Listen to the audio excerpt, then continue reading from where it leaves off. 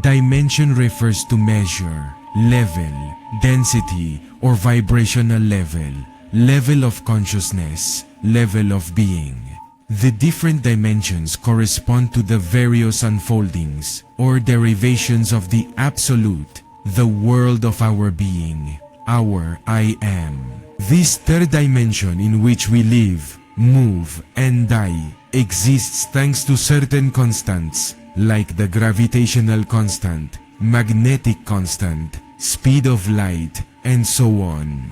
When a dimension has radically different constants, it becomes completely strange and unimaginable to us. But if the differences aren't too big, similarities with our world become possible. This is how different dimensions coexist harmoniously. They interpenetrate each other without getting confused, as each one has its own space. The fifth dimension is known as eternity because there, time has no beginning or end. The fifth dimension is the astral world, and access to it is achieved through astral projection. Each dimension is governed by a fixed number of laws, which are its conditions. The astral world is molecular and is governed by 24 laws, half as many as those that rule the cellular physical world. For instance, there's no law of gravity there. If we jump in the astral world, we stay afloat. There, we can fly, morph into animals or other people, travel to the edges of the planet and through space, move back and forth in time, and so on.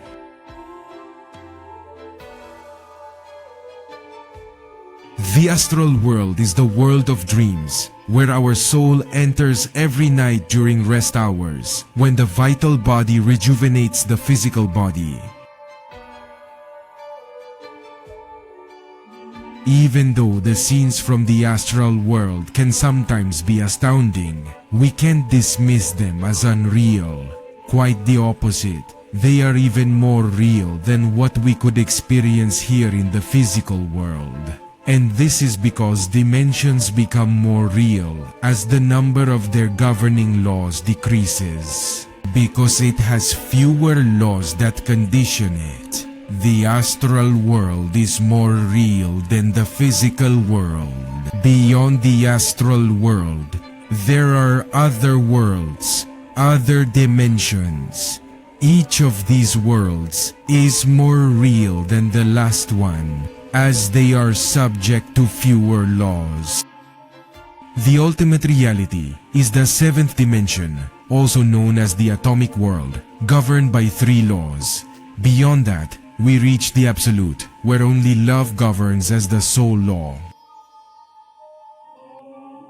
The work with the 3 factors for the consciousness revolution seeks to liberate the trapped essence and crystallize it into a series of internal vehicles that give reality to our being, our I Am, in the higher dimensions of the universe.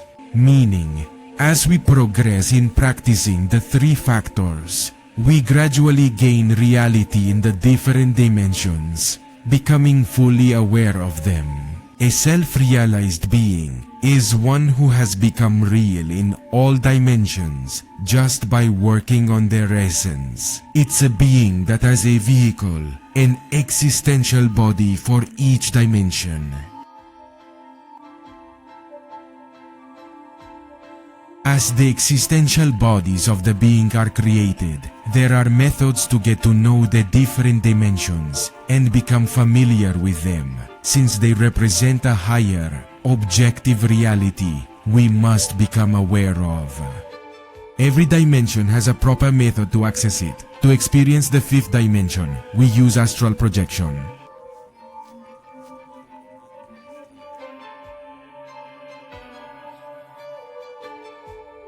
The first necessary clarification is that everyone, absolutely everyone, performs astral unfolding on a daily basis. It's just that they do it unconsciously. That's why only a few wisely make use of their daily stay in the 5th dimension. For the vast majority, dreams just happen to them. They have no control over them, nor do they realize they are in another dimension beyond the physical.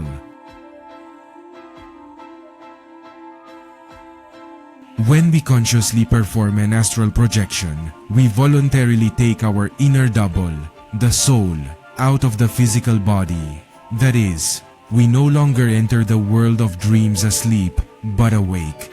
The possibilities that open up for those who achieve this conscious entry into the fifth dimension are numerous. In that realm, we can explore past, present, and future events, delve deep into understanding our flaws, and connect with the aspects of our true self, among other things. Now we must distinguish between two types of conscious astral projection.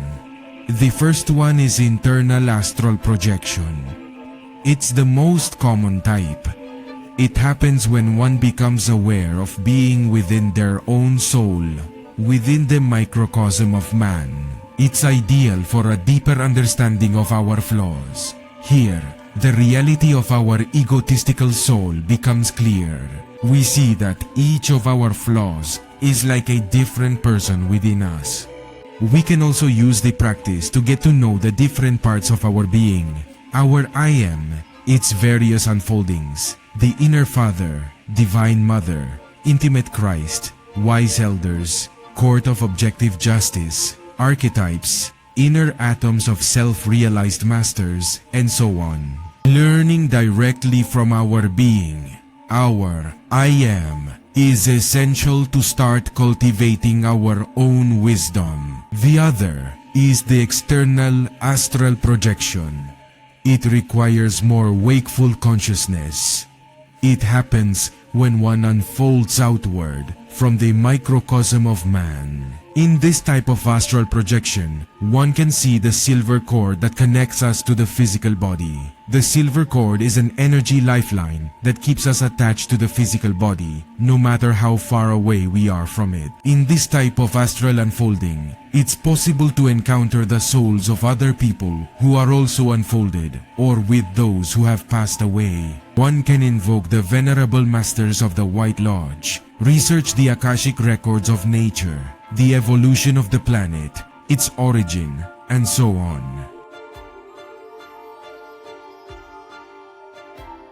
The difference between one type of astral projection and the other is essentially the level of objectivity, because by the law of correspondence, as above so below, everything that exists outside also has its reality within us. That's why in the inner astral projection, we can also experience external realities, like traveling to a specific country. However, the inner experience might not match the external reality exactly. This is because we carry many subjective elements within us, many egos, and their presence takes away from the objectivity and clarity of our astral experiences and in all dimensions. That's why, as we progress in eliminating our psychic aggregates, joys, demons, or flaws, the level of objectivity and clarity in our experiences increases.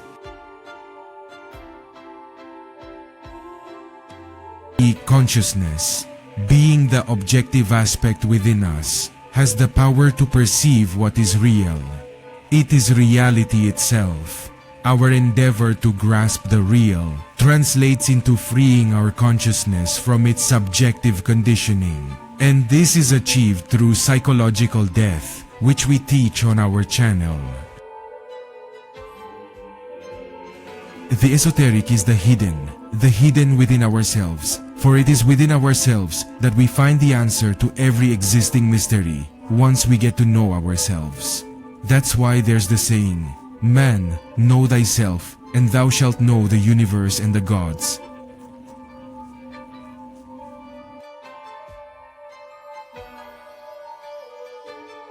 One important point that isn't mentioned anywhere is that to project astrally, a higher emotion is necessary.